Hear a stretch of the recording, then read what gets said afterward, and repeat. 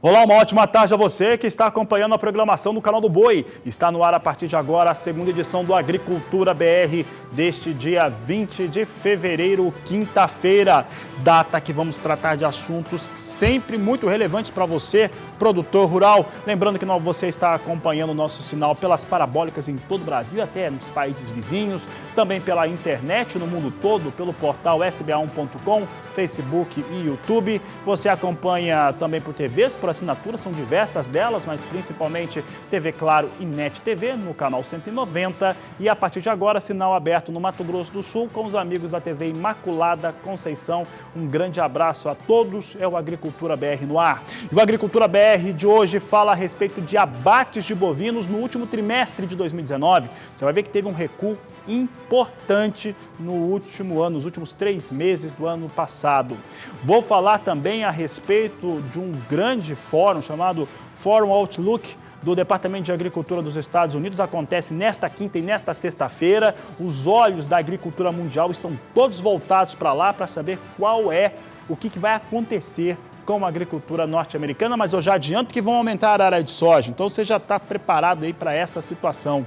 A Agricultura BR de hoje também vai trazer para você destaques a respeito do mercado, tanto físico quanto futuro do café. Hoje um dia de praticamente nenhum negócio no Brasil para a arábica, é impressionante, hoje praticamente não há negócios no país. O Agricultura BR também vai trazer para você entrevistas exclusivas e vamos falar muito do dólar, porque o dólar hoje chegou a R$ 4,39, assunto de logo mais, porque eu começo falando a respeito de dados que foram divulgados recentemente pelo Instituto Brasileiro de Geografia e Estatística, o IBGE.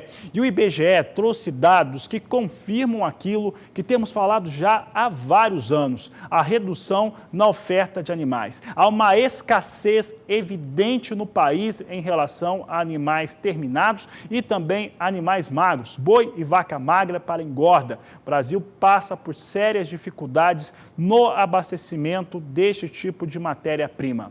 De acordo com o IBGE, no final do ano passado, os 3 últimos meses, chamado último trimestre do ano, teve um abate pouco superior a 8 milhões de cabeças, foram 8 milhões e 80 mil cabeças que foram abatidas. Esse número é 5,4% inferior ao trimestre que o antecedeu, portanto, o terceiro trimestre de 2019, e 1,8% abaixo do registrado no último trimestre do ano de 2018. É o que eu vou mostrar agora na tela. Você acompanha comigo aqui o que acontece com os abates no Brasil. Esses números são alarmantes, esses números são importantes para que o produtor fique de olho, porque eles representam, de certo modo, grandes oportunidades de negócios. Ora, senhor e senhora que está acompanhando em casa, falta boi no Brasil. É isso que está acontecendo, é isso que esses números aqui do IBGE estão dizendo. Abates de bovinos no quarto trimestre totalizaram 8 milhões e 10 mil cabeças. Comparado ao terceiro trimestre do ano passado, queda de 5,4%, como eu havia dito, e comparado ao quarto trimestre de 2018, recuo de 1,8%. Tem grandes dificuldades a pecuária brasileira nesse momento, principalmente a indústria frigorífica, de ter animais para abates. E essas dificuldades também recaem sobre quem está na pecuária, porque há também escassez na oferta de boi e vaca magra no Brasil.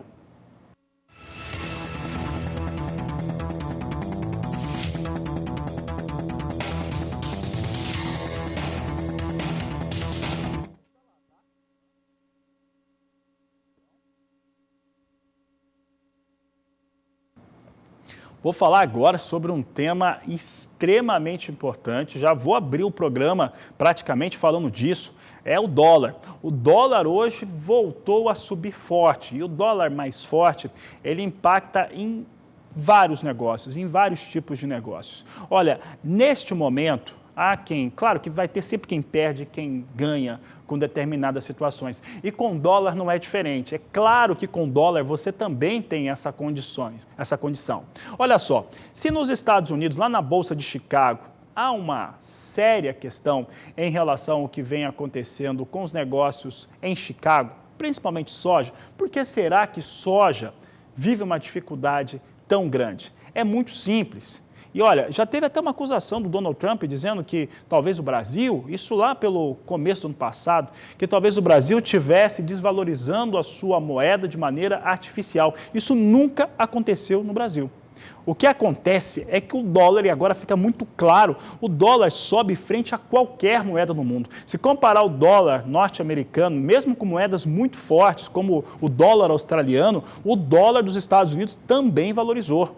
Agora você imagina como não está o dólar frente à moeda da África do Sul, à moeda brasileira, à moeda da Argentina e assim por diante.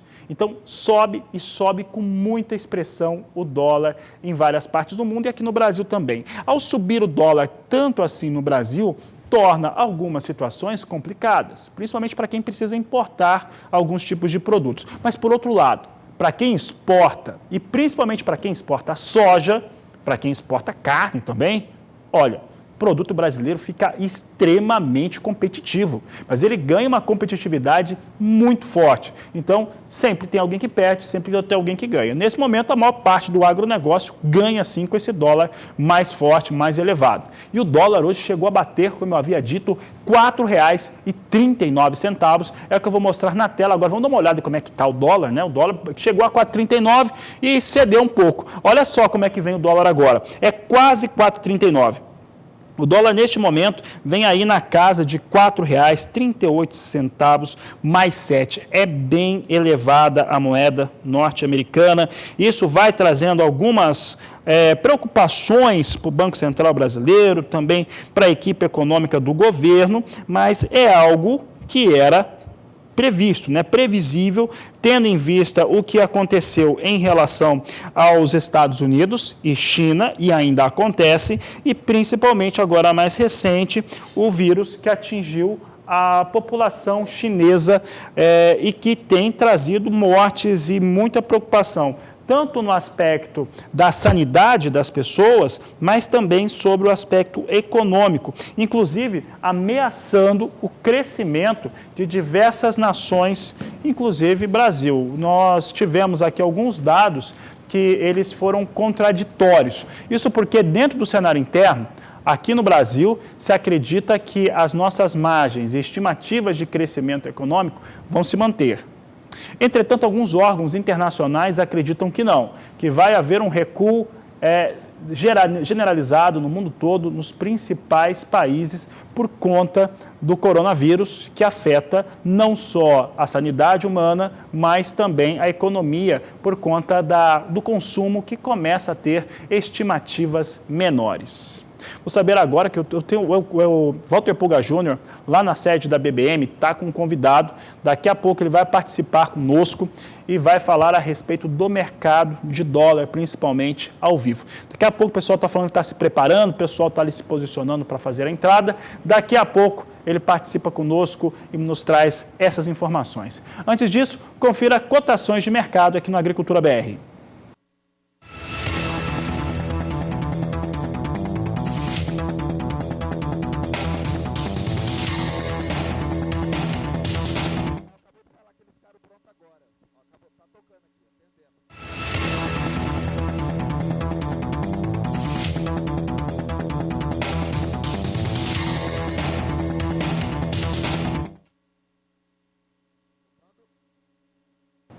Agora sim, estamos em condições de conversar com nossos colegas em São Paulo, nos estúdios do Canal do Boi, na sede da BBM. Eu vou conversar com o Walter Pulga Júnior, ele tem convidado ilustre, o Eduardo Velho, vão conversar sobre esse dólar. Pulga, eu falava agora há pouco a respeito do dólar, essa disparada, quem está ganhando com isso, como alguns produtos brasileiros, como soja, ganharam muito em competitividade no cenário internacional. E eu quero saber, né, aliás, o Brasil, o mundo quer saber para onde caminha, né, a moeda norte-americana agora, porque a valorização vem subindo. Hoje, um dia que para algumas fontes chegou a bater 4,39. Falo agora com o Walter Pulga, também com o Eduardo Velho, já estão aqui posicionados.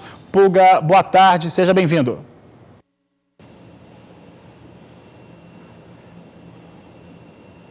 Boa tarde a você, Fabiana, boa tarde a todos. Olha, de fato, hoje foi uma surpresa. Desde as 9h30 da manhã, Eduardo Velho, que é um dos conselheiros do Corecon. Corecon é o Conselho Regional de Economia de São Paulo. E é economista, né, estrategista da Invex Global. Acompanhava conosco aqui a evolução dos negócios logo cedo. E víamos o dólar passar de R$ 4,39. Bom, agora, aqui ao meu lado, você vai ouvir o comentário do Eduardo Velho sobre as consequências dessa movimentação e as perspectivas mais adiante. Eduardo, nós vimos o dólar hoje passar de 4,39. Recuou um pouco agora, volta para 4,38, mas você comentava há alguns minutos que vamos rondar a faixa de R$ 4,40 já? Até dezembro do ano passado, o dólar estava oscilando aí em 3,80, 4. Esse rompimento desse patamar acima de R$ 4,00 que se consolidou no início do ano foi muito em função do cenário internacional, que nós comentávamos meses atrás, que é o único fator que poderia afetar realmente uma desvalorização maior do real em relação ao dólar. Aqui, domesticamente, nós temos uma inflação controlada, juros baixos, há um avanço das reformas, que agora está um pouco parada aí agora em janeiro, por causa do recesso, mas agora vai voltar com a reforma administrativa, a reforma tributária, o pacto federativo. Então, na verdade, esse surto do coronavírus realmente provocou esse surto de volatilidade nos mercados, essa aversão ao risco, essa redução das bolsas, esse ajuste das moedas emergentes, ou seja, desvalorização das moedas, inclusive o real em relação ao dólar. E é em função muito também da redução das previsões de crescimento mundial, inclusive no Brasil também. Então, é natural essa demanda de dólar, que também com juros baixos, também o custo de oportunidade de você ter o dólar também está mais baixo do que quando o juros estava 14,5%, 14,25% há uns 3 anos atrás. Que caiu demais. Exatamente. Então, na verdade, é um momento racional. O mercado, quando rompeu o 4,2 algumas semanas atrás, o pessoal já esperava realmente que poderia testar o nível de 4,40. E no curtíssimo prazo, realmente, não há como você mais esperar um grande movimento de queda do dólar. Você pode até ter uma desaceleração, claramente, com alguma intervenção do Banco Central, ou então uma melhora de alguma notícia positiva, mas, de certa forma, ainda há uma preocupação em relação ao impacto do surto do coronavírus sobre o crescimento mundial e, de certa forma, afeta também as previsões de crescimento mundial para baixo, que também afeta o Brasil. O Brasil, a perspectiva é de ter um pouco menos exportações, um pouco menos faturamento das empresas. Então, a Bolsa e o dólar realmente sentem aqui no Brasil. Bom, a perspectiva daqui para frente, você dizia, o dólar se manter, pelo menos nas próximas semanas, aí rondando 4,40. Corremos o risco de ter uma disparada no dólar acima de 4,40, 4,45, como alguns analistas já pregoaram semana passada? Eu, particularmente, não acredito muito ainda nessa desvalorização acentuada do real. Primeiro, porque o Banco Central, de certa forma, apesar de ser um câmbio flutuante, o câmbio flutuante quer dizer que o Banco Central também pode atuar. Ou seja, ele pode fazer uma intervenção e manter o câmbio flutuante. Ele pode atuar na ponta de venda, ou via swaps cambiais, ou venda direta de divisas, para controlar não o preço do câmbio, mas a volatilidade. Se ele observar que é uma tendência especulativa, se é um movimento que não vai ser um movimento que vai permanecer ao longo do tempo. Inclusive, o Banco Central fez recentemente aí 2 intervenções de swaps cambiais e, de certa forma, desacelerou um pouco o mercado. Então, me parece que é uma ação prudente do Banco Central. Hoje, o Banco Central ainda não fez uma intervenção. De certa forma, ele reduziu, na verdade, a taxa de juros sobre o compulsório, que, de certa forma, também alimenta um pouco a liquidez no sistema bancário e que também joga mais liquidez de demanda no dólar, também ajuda. Mas o grande fator que está afetando realmente a taxa de câmbio, ou seja, o dólar para cima, é o cenário internacional, que está fora do nosso controle, fora do controle do Banco Central. Então, de certa forma, ele está vendo a taxa de câmbio nessa faixa de 4,40 e deixando o mercado próprio atingir o seu equilíbrio de curtíssimo prazo. Agora, ir para R$ 5,00, gerar essa desvalorização rápida, eu particularmente não acredito que ia provocar uma grande desvalorização e um clima de incerteza, uma volatilidade muito forte no mercado. Então, acredito que em algum momento o Banco Central terá que atuar de forma mais forte. Para evitar uma disparada mais acentuada. De forma que não provoque uma grande variação no dia ou na semana do dólar, que ele não considere como uma tendência persistente de médio prazo. Bom, nós temos o dólar em forte alta e a perspectiva de que continue esse patamar mais alto. Mas alguns analistas consideram, analistas de mercado, economistas, consideram que também algumas notícias negativas em relação à nossa economia estariam prejudicando, de certo modo, o real frente ao dólar. Isso é fato? Nós estamos com a economia mais fraca do que imaginávamos? De certa forma, se olhar até o final do ano passado, a mediana da expectativa de crescimento econômico, ou seja, a taxa de crescimento do PIB para 2020, ou seja, agora nesse ano, estava na faixa, alguma analista entre 2,2, 2,5, até chega até 2,70. Né? Obviamente, houve agora um fato novo. O que é o fato novo? Esse surto do coronavírus no continente asiático, que está provocando a redução do crescimento mundial e, consequentemente, isso vai gerar, a princípio, uma menor demanda desses mercados para os produtos brasileiros. Ou seja, as nossas exportações podem cair um pouco mais, a receita, o faturamento de algumas empresas exportadoras pode ser menor, logo ter menor arrecadação, ou seja, o fundamento da economia brasileira ficou um pouco pior na margem em função de um fator externo, um choque adverso, que nós chamamos de economia. Então, de certa forma, a subida do dólar tem racionalidade, o Banco Central está observando isso com uma certa prudência e correta, não é uma cronograma de intervenções, ele vai atuar na medida que ele perceber que a volatilidade está muito exagerada na sua avaliação. Então, me parece que a situação há um fundamento doméstico, que é uma revisão para baixo na margem do crescimento brasileiro, nos últimos 7 dias, algumas casas já estão achando que poderá até cair para 1,5% o crescimento. Eu ainda acho muito cedo para você fazer uma revelação tão alta, tão baixa assim. Mas, com certeza, quem estava achando que ia ser 2,70%, 2,5%, está caminhando mais para 2%. Então, de certa forma, o dólar reflete exatamente essa deterioração da previsão do crescimento. Bom, você está ouvindo Eduardo Velho, que é conselheiro, do Corecon São Paulo, está na Invex Global, é estrategista de negócios da empresa. Bom, eu gostaria de lembrar, Fabiano, que nós temos o índice Bovespa, patinando aí. Vamos ao índice Bovespa? Olha, o índice Bovespa, aos 115.860 pontos, recua agora mais de 0,5%. Parece que as ações, vamos acompanhar as ações, Marfrig, que disparou nos últimos dias, ultimamente tem tido uma devolução, Marfrig devolve parte dos ganhos recentes agora, volta novamente a uma baixa depois de um entusiasmo, ações da Marfrig subiram muito, para ter uma ideia, subiram 20% neste ano, mas o nosso índice Bovespa recua um pouco, se ajusta à pontuação um pouco mais baixa.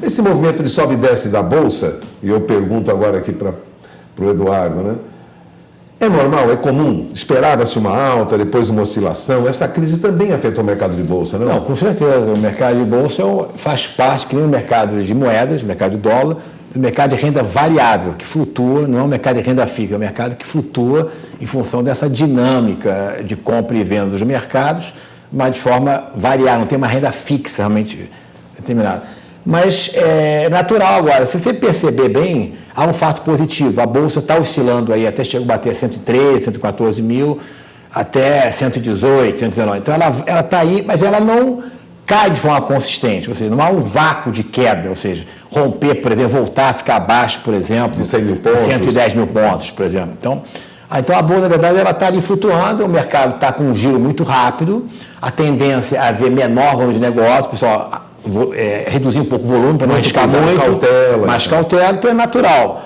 Agora, não há claramente movimento assim, vou abandonar o Brasil, não vou mais investir no Brasil. Não há isso. Há, de certa maneira, uma certa volatilidade e os preços ficam oscilando. Tem dias que sobe, tem dias que cai. Então, enquanto tiver esse surto coronavírus, essa especulação, essa incerteza em relação quanto que é realmente o impacto do surto, como é que está essa disseminação do vírus e qual é o impacto efetivo sobre o crescimento mundial e, consequentemente, sobre exportações brasileiras, sobre o faturamento das empresas, eu acho que o dólar realmente ainda vai estar num patamar um pouco mais alto do que 4,20, do que estava há um mês atrás. Então, de certa maneira, é racional o mercado, mas eu não vejo como se fosse uma coisa assim descontrolada em que os investidores estão saindo do país. Bom, está aí a posição do Eduardo Velho, homem conhecido aqui. Eu vou lembrar que há 2 anos o Eduardo foi escolhido como economista do ano aqui em São Paulo. É um carioca que veio aqui e conquistou o mercado de São Paulo, tem sempre participado da programação aqui conosco. Eu agradeço mais uma vez sua entrevista, Eduardo. É com você, Fabiano. Walter Pulga, obrigado, Eduardo, pela participação aqui no Agricultura BR. Tema muito importante, moeda norte-americana e como que ela impacta em todos os negócios aqui no Brasil. E o assunto por aqui agora é a soja.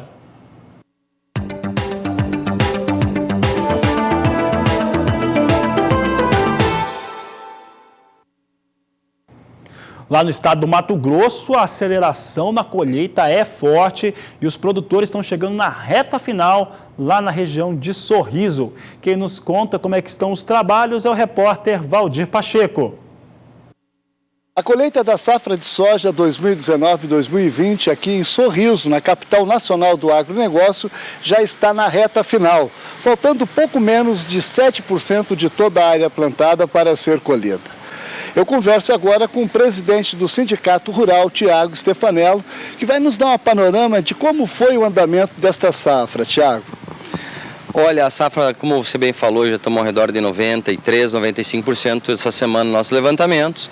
As médias estão em torno de 60 sacos, 60,5, um pouco melhor que ano passado. E agora estamos na implementação da segunda safra, né? Do milho safrinha que tanto se fala. A janela ideal para o plantio da segunda safra é até a semana que vem, por volta do dia 25. A partir daí já tem risco? A gente sempre leva em torno do dia 20, no máximo extrapolando em 25. A partir daí a gente sabe que o ciclo das variedades pode faltar chuva lá na frente. Então o produtor está atropelando esse resto da colheita de soja e também está atropelando a questão do plantio de milho safrinha. Os cotonicultores, preocupados aí por uma boa safra de pluma de algodão, começaram cedo, né? Lá pela semana de Natal, Ano Novo, já tinham colhido a soja e já estavam plantando o algodão. Como é que está o desenvolvimento da segunda safra de algodão? Olha, até informações com os nossos agricultores associados, a safra de algodão está vindo bem, foi muito bem plantada, muito bem conduzida no início e agora tem que fazer os tratos culturais para ter uma boa safra de algodão. Chuva dentro da janela ideal? Até então, agora vamos torcer para chover para o milho safrinha, né? Porque a soja já passamos, agora vamos para outra etapa, que é a segunda safra nossa na região, que é muito importante para o produtor, em cima dos preços que estão milho, dessas indústrias que vieram e hoje estão favorecendo o agronegócio. Essas indústrias de etanol realmente estão fazendo a diferença na região, na questão de mercado, disponibilidade do produto? Olha, o que a gente tem visto é um bom acréscimo dos anos passados para agora, mas estamos torcendo para que venha mais empresas. Quanto mais empresas, mais concorrência, mais produto demandado e o produtor fica mais seguro em produzir alimento. Tiago, uma coisa que diferenciou nessa safra foi o índice de produtividade na média geral. Houve um aumento, né? Houve um aumento de 2 sacos aí, na média geral, em relação ao ano passado. Isso é um incremento, só que o que nós temos que mostrar é o seguinte, esse 2 sacos, o custo assimilou o aumento do diesel, o aumento do frete, o aumento do dólar, que teve um custo maior nos insumos, no adubo, na semente. Então esse que era para ser o lucro do produtor, foi repassado para as empresas que estão fomentando o agronegócio. Você falou em frete. A conclusão desse trecho da BR-163 ali foi resolvido. Isso aí não reflete no frete de um modo geral? Acreditamos que agora para frente, agora com a conclusão em definitiva até Miritituba, o frete venha a melhorar porque vai ter mais concorrência. O custo para um caminhão fazer esse transporte vai ser menor, vai desgastar menos pneus, vai consumir menos diesel, vai ter um desgaste menor. Então, o custo de frete é menor. Eles têm que ser repassados isso para o produtor rural. Tiago, toda vez nesse período de muita oferta de produto no mercado, o preço tende a cair. E esse ano foi diferente, né? Mesmo com muita oferta, o preço está se mantendo lá em cima, o preço da soja. O que nós temos que levar em conta não é a questão de muita oferta, é a questão do câmbio. O câmbio hoje favorece nós vendermos soja em real. Porque se olhar Chicago está baixo. Está abaixo de $9 o bucho.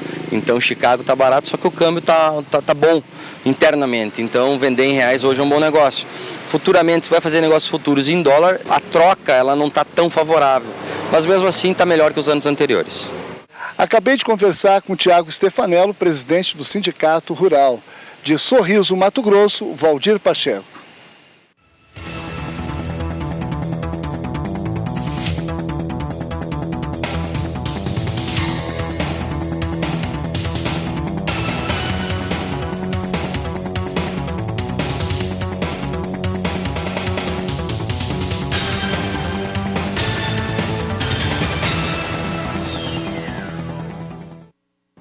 O assunto segue sendo soja por aqui e agora eu vou falar da situação do estado do Paraná. Isso porque o Departamento de Economia Rural da Secretaria de Agricultura do Estado do Paraná trouxe dados atualizados nesta quinta-feira sobre as suas estimativas de produção. E olha, o Paraná, como diria o meu amigo Éder Catatal Benite, olha, amigos, Paraná emite uma informação de que está com uma produção de soja pelo menos 600 mil toneladas acima daquilo que foi previsto há um mês. É isso mesmo. Agora, a previsão paranaense de produção chega a mais de 20 milhões 330 mil toneladas nesta campanha 2019-2020. E mais importante do que isso, as condições de lavoura vêm com boas e excelentes condições acima de 92%, mostrando que a safra vem muito cheia no Paraná. Mas não é só isso não, porque a produtividade paranaense sobe e sobe forte. A média deve ficar acima de 62 sacas por hectare, mas eu vou mostrar agora tudo isso aqui na tela do Agricultura BR, você acompanha comigo. Produção, como eu disse, 20 milhões 360 mil toneladas. A alta que está aparecendo ali de 26% é uma alta de 26% frente à produção 2018-2019 e 600 mil toneladas acima daquilo que foi estimado durante o mês de janeiro. A produtividade média paranaense também sobe demais, vem para 62,08 sacas por hectare, um número muito acima das 49,51 sacas que foram registradas na campanha 18-19, elevação de 27%. A área no estado do Paraná para soja não aumentou nessa campanha, é a mesma área, vai batendo a mesma área o estado do Paraná com 5 milhões 460 mil hectares destinado à oleaginosa. E não é só isso que eu tenho para falar do Paraná, da soja do Paraná, não. Vamos falar um pouco a respeito das condições de lavoura, como é que estão essas condições, como é que vem comercialização, entre outros dados, é a soja do Paraná em destaque. Pode colocar na tela, segundo o gráfico, vai mostrando o que vai acontecendo com o Paraná. Por que a coisa está tão boa? Veja só como está bom. Primeiro, 22% da área já foi colhida. O produtor do Paraná, assim como o produtor de soja de qualquer parte do país, tem valores muito interessantes. Então, vai negociando sua safra. A comercialização da safra paranaense está em 29%. E olha como vem tão bem. Boas condições, aquelas áreas de soja que ainda faltam aí cerca de 78% da área a ser colhida, desses 78%, 92% estão em boas condições, 8% em médias condições. Então, soja no Paraná vem para recorde de produção agora com essa nova estimativa do DERAL.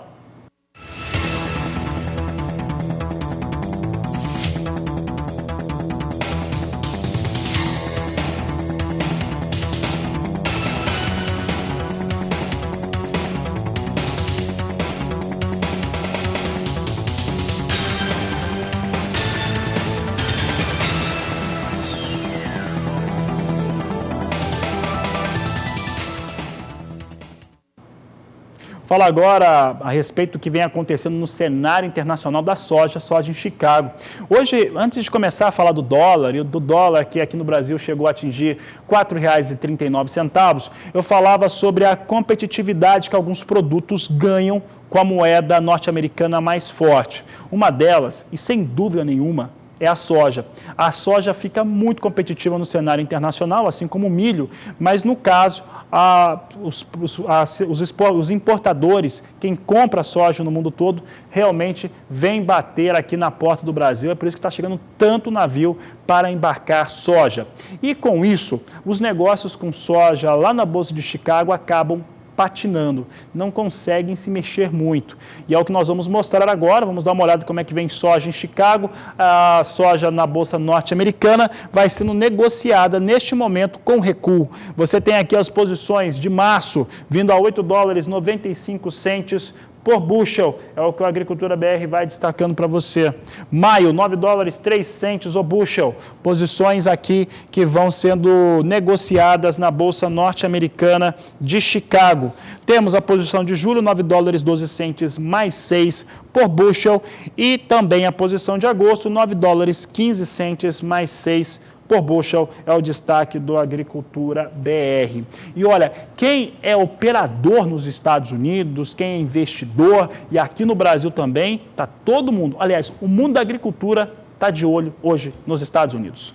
Hoje e amanhã, nessa quinta e sexta-feira, no chamado Forum Outlook do Departamento de Agricultura norte-americano. Ele começou hoje cedo, ele começou com o secretário do Departamento de Agricultura dos Estados Unidos, o Sonny Purdy, que falou a respeito de algumas expectativas que já se tinham em relação à produção. E é para lá, nós vamos dar uma olhada agora no que está acontecendo por lá nos Estados Unidos. Vou pedir para colocar em tela, pode aumentar o áudio, vamos ouvir um pouco o que está acontecendo lá. Enquanto isso, eu vou tentando trazer aqui uma tradução para você que acompanha o Agricultura BR, neste momento, ao vivo, para todo o país. We can do this with food. We can create what I refer to as the equivalent of FedEx tracking for food, and that will be good for the food system. No momento, o palestrante ele vai falando a respeito de como a agricultura ela contribui para o futuro da população e de como que essa situação de produção ela vem melhorando em relação à segurança alimentar em todo o mundo. E aí dando alguns exemplos em relação ao trabalho que o Departamento de Agricultura dos Estados Unidos e também as suas subdivisões vão fazendo para dar apoio em relação ao que vem acontecendo nos Estados Unidos. E com isso foi desenvolvido nos Estados Unidos, o Departamento de Agricultura, um sistema de informação de alimentos. E ele está valorizando bastante essa questão em relação ao sistema. O Fórum Outlook, ele acontece hoje e amanhã, ele vai seguir por lá e vai até amanhã, nessa sexta-feira, trazendo essas informações. Pode tirar agora um pouco aqui a transmissão. Nesse momento está se falando das questões institucionais do Departamento de Agricultura dos Estados Unidos. Realmente, esse trabalho de informação alimentar é fundamental não só para o consumidor norte-americano, mas também do mundo todo e principalmente traz um exemplo muito interessante sobre como atuar de uma maneira a trazer parâmetros que garantam qualidade e segurança para o consumidor. Esse é o resumo ali do que não consegui ver quem que estava falando exatamente, não apareceu o nome, mas é de segurança alimentar e dos exemplos que foram aplicados pelo Departamento de Agricultura norte-americano que ele estava dizendo, que ele estava falando. Vou aproveitar que eu estou falando disso, porque muita gente tem falado a respeito desse fórum. O Outlook é super normal, já que ele é o evento de agricultura mais importante do mundo. Nós vamos dar uma olhada agora nas estimativas que a FCA Stone tem para alguns produtos. Eu vou destacar a soja, nesse bloco eu falo de soja. Então dá uma olhada aqui, o que a FCA Stone fala a respeito do que pode acontecer. Primeira coisa, é certo que esse fórum Outlook do Departamento norte-americano vai confirmar uma safra 2021 com uma área nos Estados Unidos maior, entre 33 milhões 590 mil hectares até 35 milhões e 400 mil hectares. A média diária deve ficar na casa de 34 milhões e 400 hectares. Para ver só como é maior, olha só, na campanha 19-20, os norte-americanos ocuparam 30 milhões e 800 mil hectares com a soja, com a oleaginosa.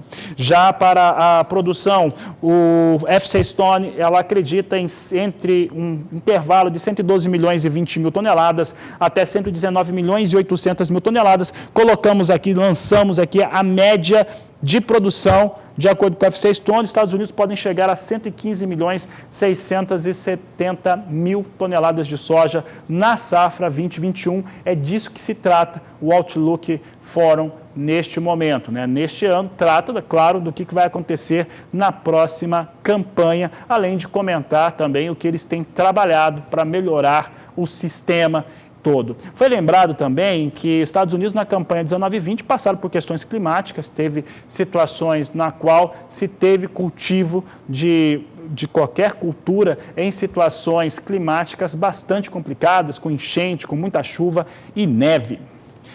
E o Agricultura BR agora vai trazendo para você destaques em relação ao que vem acontecendo lá no estado do Rio Grande do Sul, mas principalmente sobre os fatores climáticos que têm trazido impactos sobre a produção.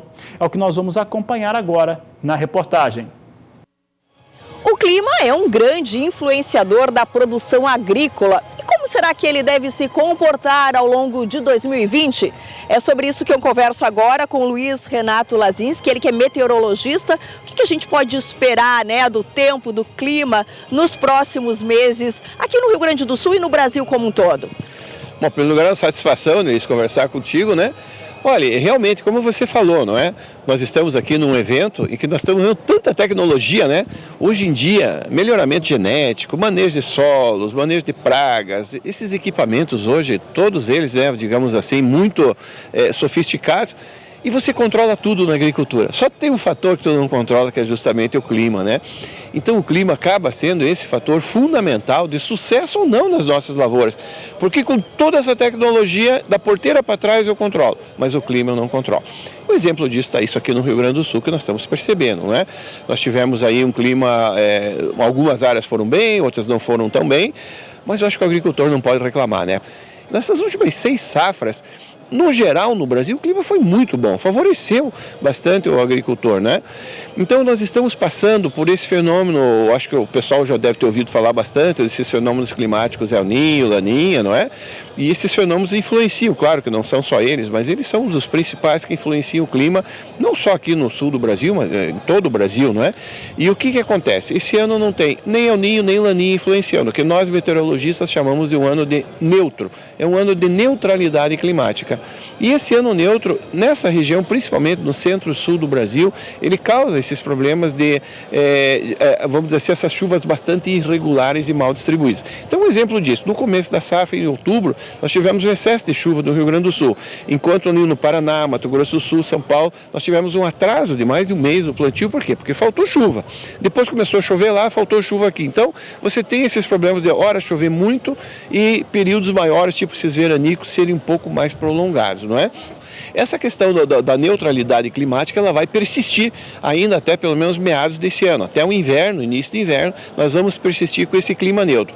Então, o andar da carruagem não muda muito do que nós estamos vendo agora. Nós vamos ter períodos aí que chove, claro, não é que não chova, intercalado com alguns períodos maiores, que nós chamamos de veranicos, um pouco maiores, que podem não chover. Tá certo? E isso serve para onde? Para o centro-sul do Brasil. Quando você fala, por exemplo, do Mato Grosso, Mato Piba, Goiás, lá para cima, o clima vai ser melhor, as chuvas vão ser mais abundantes, mais bem distribuídas, tá certo? Mas aqui no centro-sul do Brasil, nós vamos ter esse problema, ainda vamos continuar com essas chuvas bem irregulares até meados desse ano. E já é uma projeção para o segundo semestre de nós voltarmos aí a ter a volta desse fenômeno climático Laninha, não é o Ninho, uma Laninha, que é o resfriamento das águas no Pacífico. Então, para o segundo semestre, já há um prognóstico, uma perspectiva de que nós tenhamos a volta de um Laninha, que particularmente para essa região mais centro-norte do centro-oeste, a região norte da região sudeste, o nordeste, é bom, porque as chuvas são mais abundantes, mas bem distribuídas. Mas aqui no centro-sul do Brasil, digamos assim, as chuvas continuam com essa irregularidade aí bastante grande, né? Lazinski, o produtor ele está sempre de olho na previsão do tempo, né? Dá para a gente acreditar nessa previsão do tempo um pouco mais prolongada? O que é passível da gente realmente acreditar nessas previsões? São duas coisas diferentes, né? Você tem a previsão do tempo de curto prazo, de uma semana, 10 dias, 15 dias, é uma coisa. Eu te digo o dia que vai chover e o dia que não vai chover, tá certo? Por exemplo, nós vamos ter uma queda bem grande na temperatura aqui no sul do Brasil no final de semana. Nós vamos ter temperaturas mínimas aqui nessas áreas mais altas do Rio Grande do Sul entre 5 e 7 graus. Ontem estava com 38 em Porto Alegre. Então, quer dizer, você tem essas quedas aí. Isso é uma previsão. Agora, a previsão de mais longo prazo, que é essa previsão climática que nós falamos de El Niño, Laninha, eu, por exemplo, não sei te dizer o dia que vai chover em julho. Mas eu sei te dizer que julho vai ser um mês aí de chuva muito irregular, mal distribuída, entendeu? E isso vai continuar. Então, se me perguntar qual a credibilidade ou a previsibilidade, é muito grande. Por quê? Porque nós olhamos hoje muito para o Oceano Pacífico e ele já vem sinalizando com isso há muito tempo. Não é que vai acontecer, mas a chance de que isso aconteça é muito grande. O retorno de uma laninha já a partir do segundo semestre. E quando vem laninha, nós sabemos, anos de laninha, as chuvas são muito irregulares e mal distribuídas no centro-sul do Brasil. Em compensação, favorece muito as chuvas para o norte da região centro-oeste, norte da região sudeste e região norte e nordeste do Brasil. Isso normalmente acontece. Maravilha, muito obrigada pelas suas informações. Ou seja, o produtor tem que continuar usando toda a tecnologia disponível e contar com a sorte, ou melhor, com o tempo. Do Rio Grande do Sul, Annelise Nicolodi.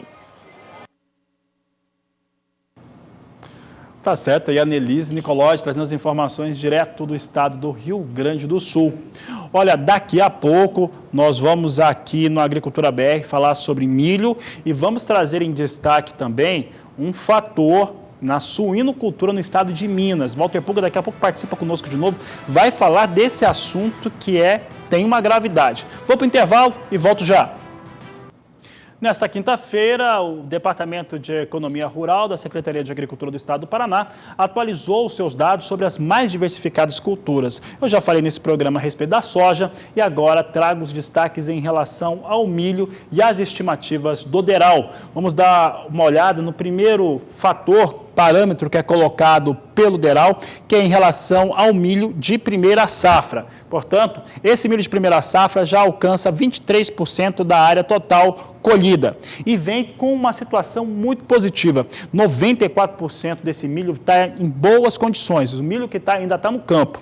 E que está em fase de maturação, 58%, mostrando que o estado do Paraná vai seguindo aí com a sua colheita do milho de primeira safra, sem muitos percalços, inclusive tendo bom desempenho para a primeira safra de milho.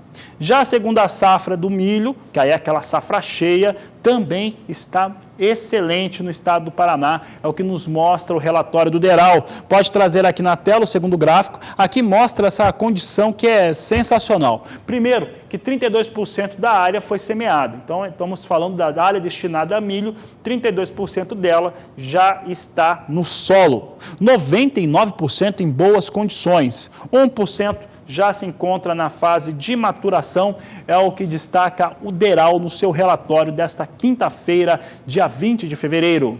Por último, ainda falando do milho do estado do Paraná, vamos dar uma olhada na comercialização do milho de primeira safra e segunda safra no estado do Paraná. Não assusta não, mas ambos estão em 11%. Veja só que nós temos aqui a primeira safra de milho no Paraná com 11% dela comercializada e a segunda safra com 11% do total comercializada. Evidentemente, vamos lembrar, primeira safra é um volume bem menor, é um volume muito mais delicado, vamos colocar dessa maneira, bem menos expressivo, enquanto que a segunda safra é onde está o grande volume de milho produzido no estado do Paraná.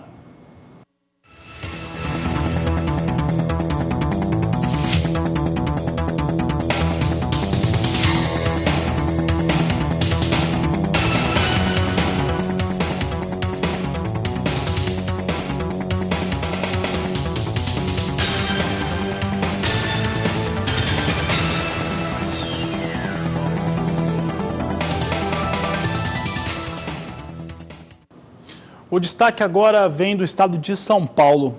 E a São Martinho é uma usina de cana-de-açúcar localizada no estado que tem uma capacidade de moagem de cana de 10 milhões de toneladas. É considerada a maior usina de cana-de-açúcar do mundo. E ela vai agora investir também na produção de etanol de milho. É o que nós vamos conferir agora na reportagem de Gustavo D'Angelo. Diversas usinas de cana-de-açúcar no Brasil têm projetos para produzir etanol usando milho, um modelo visto como lucrativo. Nele, resíduos de cana são usados como fonte de energia para processar o milho e expandir o período de produção para o ano inteiro, indo além da safra de cana, que ocorre de abril a dezembro. E é seguindo esse comportamento de mercado que o Grupo São Martinho informou que está avaliando a possibilidade de investir no processamento de milho e aumentar a capacidade de produção de etanol na unidade de Pradópolis, São Paulo, que é considerada a maior usina de cana-de-açúcar do mundo. O setor de biocombustíveis no Brasil está testemunhando um boom no investimento em etanol de milho. Mas a maioria dos projetos ocorre em estados do Centro-Oeste, como Mato Grosso e Goiás, que são grandes produtores do grão. A própria São Martinho, inclusive, já está construindo uma instalação anexa na usina Boa Vista, localizada em Quirinópolis, Goiás, para produzir etanol a partir de milho. Além disso, alguns analistas sugeriram a possibilidade de produzir também etanol de milho aqui em São Paulo, principal cinturão de açúcar do Brasil, uma vez que muito milho produzido no Mato Grosso normalmente atravessa o estado a caminho do Porto de Santos. De Araçatuba, São Paulo, Gustavo D'Angelo.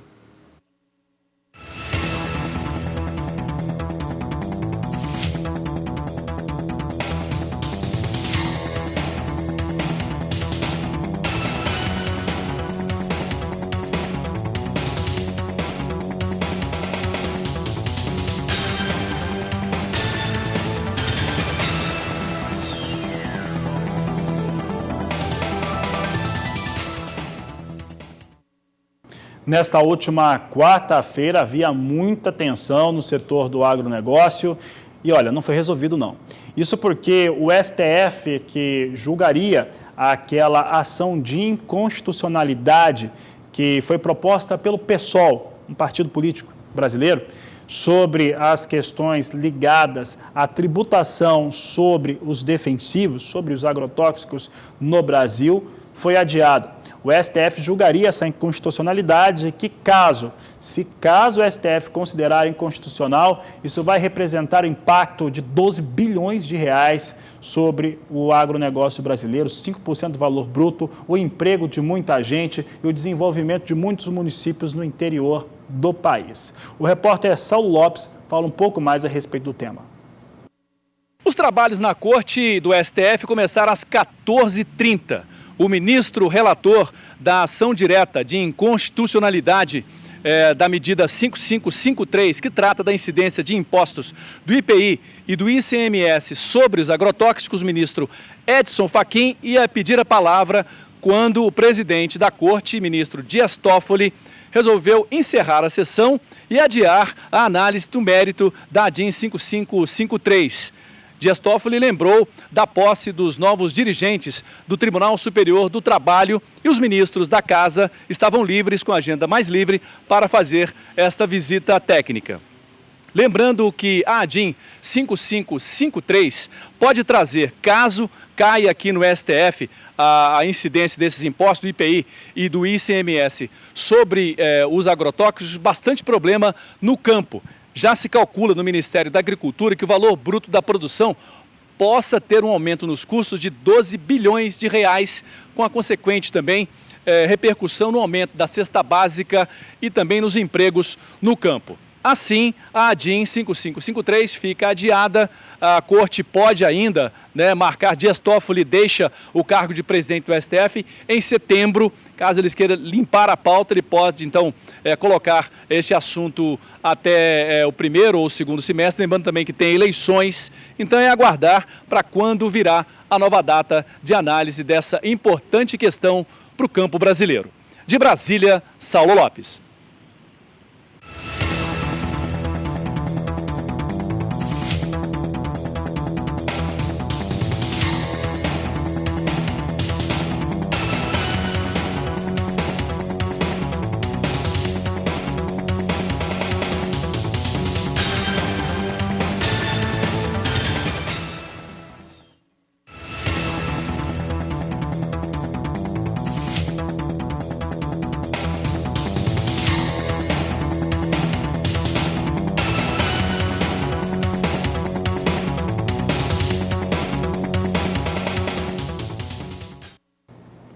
Vamos falar agora de suínos e uma doença que atinge parte do rebanho lá no estado de Minas Gerais, que vai trazendo interdição a fazendas. Não tem a gravidade da peste suína africana de maneira alguma, mas traz prejuízos. É sobre esse assunto que eu vou conversar com Walter Pulga Júnior agora, que está informado a respeito do tema.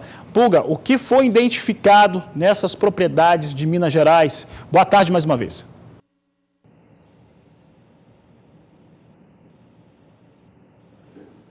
Olha, Fabiano, o que ocorre é que desde o final do ano, o Instituto Mineiro de Agropecuária detectava casos de senecavírus no Triângulo Mineiro, em algumas cidades do Triângulo Mineiro. O senecavírus, ele tem sintomas parecidos com o da febre aftosa, né?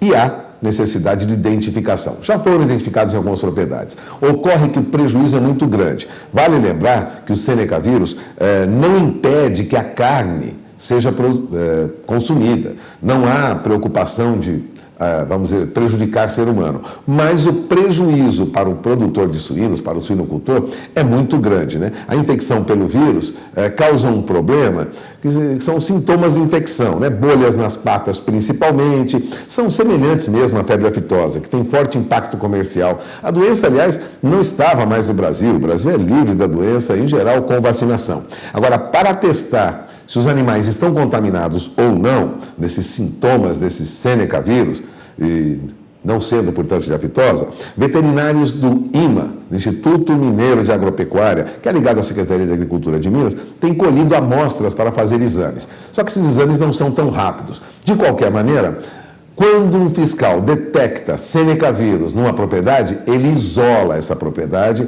ele proíbe a comercialização e o trânsito de animais. As notificações de Minas Gerais foram feitas pelos produtores, continuam em ritmo acelerado, viu? Já temos aí 100 notificações de propriedades com animais que apresentam os chamados sinais clínicos, né? É o que lembrava o Guilherme Costa Negro Dias. Ele é gerente do setor de defesa animal do Instituto Mineiro de Agropecuária. Até agora, todos os exames feitos em animais que apresentaram sintomas dão negativo para a fitosa, mas em alguns casos foi possível confirmar o senecavírus e em outros, talvez pela qualidade baixa da amostra, como lembrava um repórter do jornal Valor Econômico, o vírus não foi identificado. De qualquer maneira, os casos detectados estão no Triângulo Mineiro, principalmente nessas cidades. Veja bem, senecavírus, há uma proliferação em Uberlândia, Uberaba, Araguari, Prata e também na região de Tuiutaba, né? Bom, Minas Gerais, que reúne um dos maiores plantéis suínos do Brasil, estima-se 5 milhões de cabeças de suínos em Minas Gerais, já tinha registrado casos do senecavírus em 2014, né?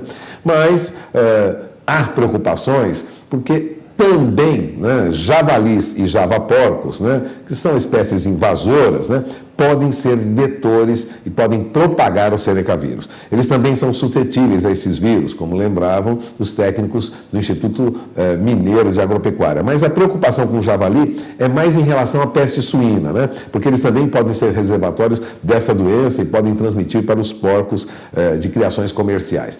De qualquer maneira, já há propriedades interditadas em todo o Triângulo Mineiro, principalmente nessas cidades, nessas regiões que eu citei aqui. Eu vou repetir: senecavírus em Uberlândia, Araguari, veja bem, vou repetir aqui, ó, Araguari, Prata, Ituiutaba e também em Uberaba. Então, mantenham-se informados, produtores, suinocultores dessa região, porque o senecavírus, embora não cause problemas para consumo da carne, volto a repetir, não é tão grave, mas traz sim prejuízo para o produtor. Num momento em que a demanda por suínos é muito grande, não só no mercado interno, mas principalmente no mercado externo. De olho na informação, temos aí mais um problema para o Ministério da Agricultura. É com você, Adriano. Fabiano. Tá certo, Pulga, obrigado pela participação, uma boa tarde a você. Nós vamos para o intervalo comercial. A situação traz preocupação para o produtor suinocultor de Minas e precisa agora, né, ter esses cuidados. Nós vamos para o intervalo, daqui a pouco eu volto falando a respeito do mercado de café. Voltamos já. Olha, hoje, pelo menos desde as 9 horas da manhã, no horário de Brasília, eu tenho recebido informações e posicionamentos, comentários de cafeicultores, principalmente de Minas Gerais, dizendo o seguinte: não tem negócios no Brasil, não há negócio porque proposta de compra está ruim demais, aí ninguém está no mercado. E olha, está recuando mesmo. Lá em Nova York tem pressão sobre os negócios com café. Vamos dar uma olhada como é que vem agora café arábica negociado na plataforma Ice Futures. Vai perdendo 1 ponto nas 2 posições de mais curto prazo e depois quase 3 nas outras. Posição de março vem a $1,09 mais 50 a libra peso. Temos aqui a posição, está de 49, mas é $1,09. Maio, $1,05 mais 75. Julho, $1,06 mais 55. Setembro, $1,08 mais 75 por libra peso. Seria ótimo se fosse 1,45, mas não, é 1,05 no momento agora, na posição de mais curto prazo. Confira agora como é que estão as cotações no mercado físico brasileiro.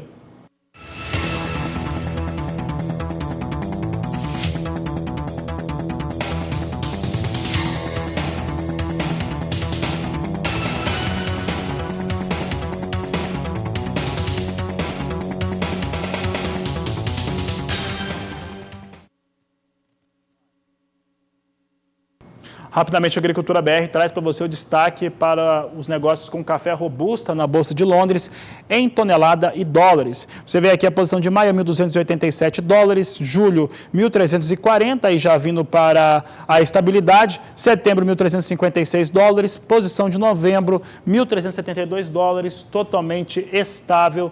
Hoje, queda só no mais curto prazo para o café robusta em Londres.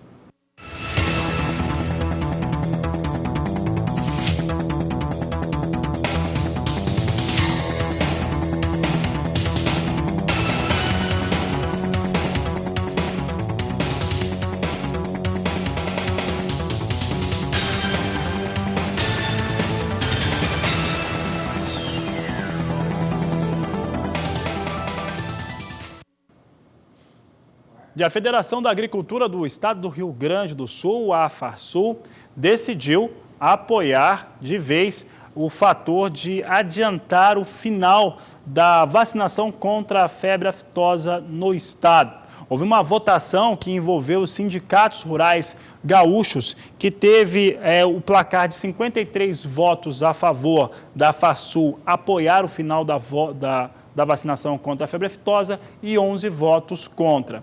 Com isso, a AFARSUL agora apoia para que se tenha uma aceleração no final da vacinação, o que faria com que a vacinação contra a febre aftosa no estado do Rio Grande do Sul de março seja a última, historicamente falando.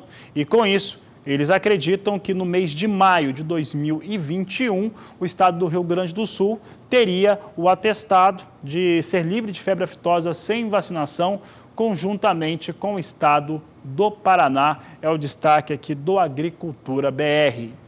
Olha, a Agricultura BR vai para mais um intervalo comercial. Daqui a pouco a gente vai trazer para você destaques em relação ao que vem acontecendo com o mercado de soja e dólar. Eu vou e volto em instantes. E o canal do Boi Fazendas traz para você agora uma grande oportunidade para investidores. Eu falo de uma área retroportuária no estado de Santa Catarina, com diferencial competitivo enorme, atinge em 90 quilômetros 5 portos. E é o que você vai acompanhar agora na reportagem.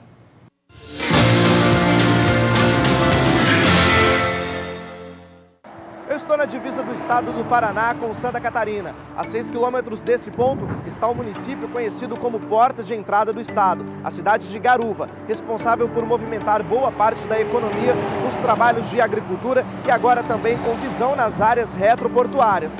Próximo ao porto de Itapoá, apenas 30 quilômetros, onde a região tem ganhado grande movimentação e influência nas exportações. Garuva é um município da região norte de Santa Catarina em plena expansão, com infraestrutura própria para a instalação de empresas e próximo aos principais portos da região sul do Brasil, topografia plana e acesso rápido às principais cidades do estado catarinense.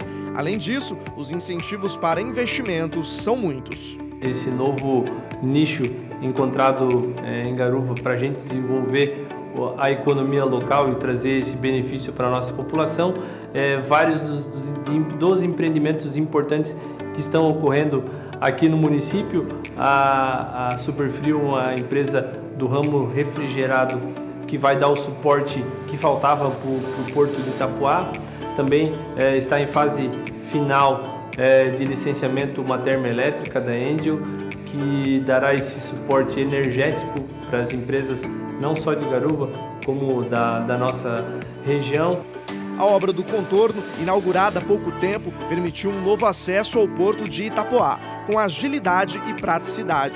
Para quem vem do Paraná pela BR-101, basta entrar à direita. Para quem vem da região sul de Santa Catarina, entrar à esquerda. A estrada, além de nova e bem sinalizada, foi construída em meio às belezas do estado, como, por exemplo, essa plantação de arroz a poucos quilômetros da 101.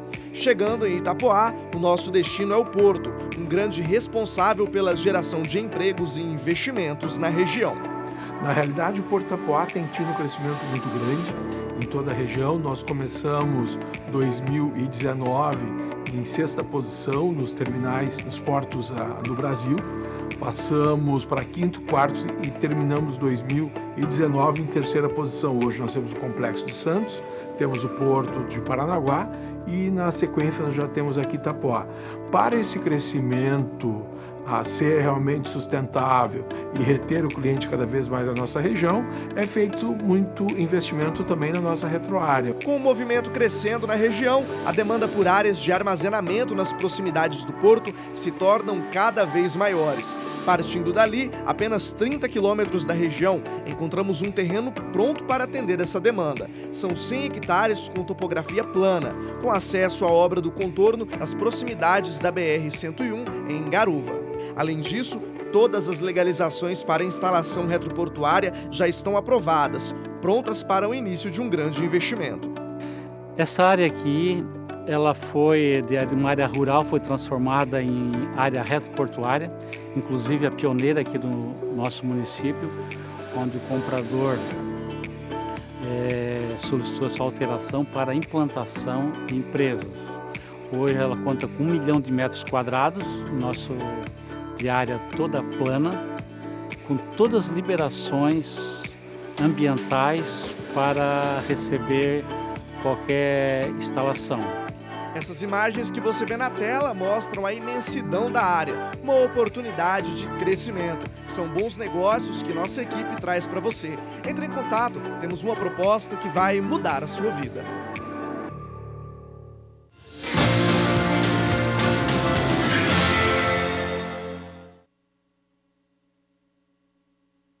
Momentos finais dessa edição, vamos dar uma olhada como é que está a soja de Chicago neste momento. Os negócios vinham num campo negativo. Você tem comigo aqui a soja negociada em Chicago com recuo. Posição de março, $8,96 o bushel. Maio, $9,03. Julho, $9,13 o bushel. Agosto, $9,16. Quem está subindo é o dólar. Dólar, de novo, ali muito próximo, né? Na marca de 4,39. Vamos dar uma olhada aqui no... É 4,39 acima, né? R$4,39 mais 5 para o dólar. Já estourou 4,39. Vem com alta de 0,66% a moeda norte-americana. E é com essas informações que eu encerro essa edição de hoje. Eu desejo a todos vocês uma excelente tarde. Daqui a pouco, às 16 horas, nos vemos na terceira edição. Vamos falar um pouco mais dos Estados Unidos, do Outlook Forum, o que está acontecendo por lá e, claro, as informações de mercado. A todos uma excelente tarde e até mais.